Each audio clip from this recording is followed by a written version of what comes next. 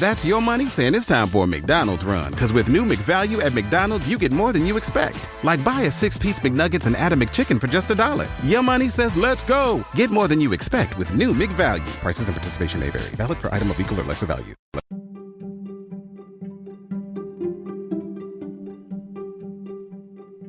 You are listening to the Dr. Sky Experience exclusively here at the iconic Talk Radio 77 WABC. We like to call it the crown jewel of radio, broadcasting from New York City, around the nation, around the world, and I'm sure deep into the cosmos, with the Dr. Sky Experience as we welcome you to our brand new Sky Update, number 23. Late information, that is, from these beautiful realms of astronomy, space, aviation, and weather, but more particularly in our Sky Update, what you can see in the skies from your listening area. This report is current for late May into early June 2023. We'd like to begin, of course, by talking about Earth's nearest neighbor, the Moon. And as we move out of the month of May and into June, we welcome in the next of the beautiful full moons, that on the afternoon hours and evening of June the 3rd. This beautiful full moon, known as the full strawberry moon, officially full at 11:42 p.m. Eastern Daylight Time. So get set as you watch that moon rise into your evening sky for a good portion of the listening area. This particular full moon is important, but did you know that in the year 2023, there are a number of supermoons? A supermoon, not truly an astronomical term, more of an astrological term, means that the moon will be the closest that it can get for that entire month and close to what we call the perigee, or when the moon is closest to the Earth. Get set for the beautiful full moon of July the 3rd. 2 full moons in the month of August that are supermoons, August the 1st, and the second beautiful full supermoon we sometimes call the super blue moon. But get set as we move deeper into 2023 on September the 29th for the last of the supermoons of this year. That is the classic moon many people know and of course want to see, the beautiful harvest moon. We continue with the moon as it wanes after that new full phase.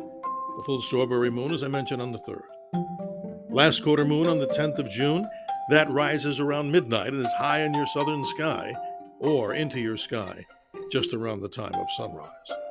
And we also move on to the new moon of the dark of the moon by the 18th. This is the time that Dr. Sky recommends you take a look at the darkest of skies with no moon. And if you live in an area, even in bright city lights, you may still be aided by the darkness with no moon. You should be able to see some of the great faint sky objects, which we always can talk about during the summer months as we look deep into the southern sky, as we look for the star clouds of Sagittarius and try it under new moon conditions with as few light as possible. Well, we then find the moon continues to wax, and it moves on to its first quarter phase on the 26th of June. But let's talk planets for a moment. The innermost planet, Mercury, not too visible throughout this particular episode. We find Venus, the goddess of love and beauty, at greatest eastern elongation. That means it's farthest away from the sun, just in the evening sky, by about June the 4th. Venus can get some 47 degrees away from the sun, but then it moves on to greatest brilliancy, get a load of this, on July the 7th, when it's the brightest of all celestial objects other than the sun and the moon. And believe me, folks, as you move deep into the summer, as we move into July, take a look for this object that'll be exceptionally bright. And I remember mentioning this to people a long time ago. In conditions where there was no moon out and Venus was bright, in a large snowfield, I remember seeing my shadow cast by none other than the goddess of love and beauty herself, the planet Venus. As we look into the sky in June, we find out the planet Mars, faint, moving into the constellation of Cancer, the Crab. And by this particular time that you're listening to this report, the planet Mars, though faint and over 170 million miles from the Earth, will be moving into a star cloud in the constellation of Cancer, known as the Beehive star cluster. You can follow that with a pair of binoculars. Then we find out that Venus will get close, that is on the 13th of June, to the very same star cluster we call the Beehive, or otherwise known as Messier 44.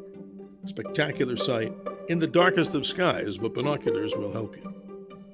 As many times on this particular program, the Dr. Sky Experience, we mention visible man-made satellites. If you're interested in seeing the ISS, International Space Station, the Tiangong Space Station, and so many more objects that are launched in the heavens, including the massive Starlink chains of satellites, we recommend here on the Dr. Sky Experience none other than heavens-above.com. Simply plug in your location and the date and time, and you'll see what you'll be able to see with man-made satellites. The list is extensive. The fainter objects are obviously more in multiplication, but the brighter objects like the space station and the Chinese space station, you'll get to see and show your friends and neighbors these amazing objects that are in the heavens. And by the way, for all of our WABC friends visiting here in Arizona, if you're hungry and looking for the best New York Best of the West pizza, make it Raffaelli's Pizza. They have 2 locations here in the Valley of the Sun, one at 7019 North 19th Avenue in Phoenix. You can call them at 602-242-5117. And their other great location, Raphael's Pizza and Wings, a full sports bar at 59th Avenue in Peoria in Glendale, Arizona. Yes, folks, New York Best of the West pizza. If you miss the original New York-style pizza that you get in New York, try Raffaelli's Pizza. And for the best in Chinese cuisine here in Arizona, we recommend Yao's Chinese Restaurant, 2487 South Gilbert Road in Gilbert. Give them a call and tell them Dr. Sky sent you. 480-899-0308. There's so many things to see in our June skies, and we highly recommend, ladies and gentlemen, on this particular Dr. Sky Experience and all others, you really do not need a massive telescope to enjoy many of the things with you and your family or simply by yourself. The best you can do if you live in brightly lit cities like New York City and those areas around it is to try and find an area that is as dark as possible. I know that may sound facetious because bright lights seem to be everywhere. Even here in Phoenix, Arizona, America's 5th largest city, we do have a light pollution problem. But binoculars are probably our best friend, and so will they be yours.